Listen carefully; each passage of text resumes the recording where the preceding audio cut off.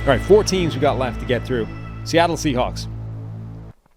Seattle's offseason I absolutely loved in both facets. So starting with the free agency cycle, to get Geno Smith to come back for a deal that at floor is actually less than a franchise tag. And we talked about Daniel Jones a little bit. The worst case outcome, I guess, for Geno, but probably for both parties, is 1 year, about $28 million. It is a realistic possibility for this deal. So you get a guy to commit to 3 years, which is probably the shelf life of his career at this point, from a cash flow standpoint and a guarantee standpoint, protects you as a team. And I think he is still a pretty good quarterback in this league. So you do that. You go out, you get Draymond Jones. They needed more pass rush wherever they were going to get it, on the edge, on the interior, didn't matter.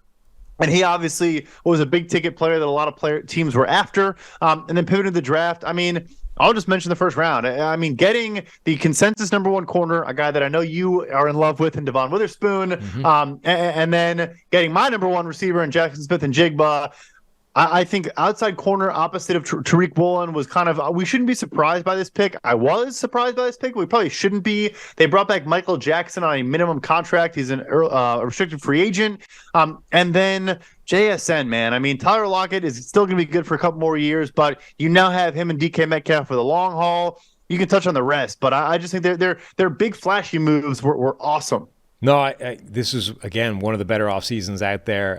The moves that they made in free agency were quiet, understated, but I think good. Draymond Jones, Julian Love, friend of the show from the Super Bowl, comes into that secondary. Devin Bush has not been a good NFL player so far, but I think is a solid reclamation project. And again, you bring back Bobby Wagner for that sort of mentor role, see what he can do there, and if you can get anything more out of Devin Bush than we've seen so far. But you're right, it all comes down to the draft and the Geno Smith re-signing for that moderate amount of money. This draft was just absolutely insane. Witherspoon, Jackson Smith-Njigba, you could stop there and it would be a good draft. Charbonnet was a pick that raised some eyebrows given what they already had in Kenneth Walker, but like Charbonnet's a fantastic player in the second round, 52 overall, their fourth pick. This is a lot like what we said with the Jets a year ago. You know, when you've already made those picks that you've made, Charbonnet as your fourth selection is fine.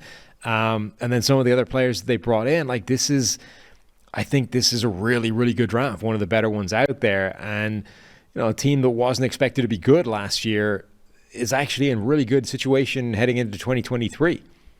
I think the crazy thing, too, is we were nitpicking or didn't like their starters. Again, they actually now have some solid depth, too, where I like Derek Hall. I think I was higher on him than a lot of people, but I think he's a perfect fit as kind of a stand-up outside linebacker for Seattle.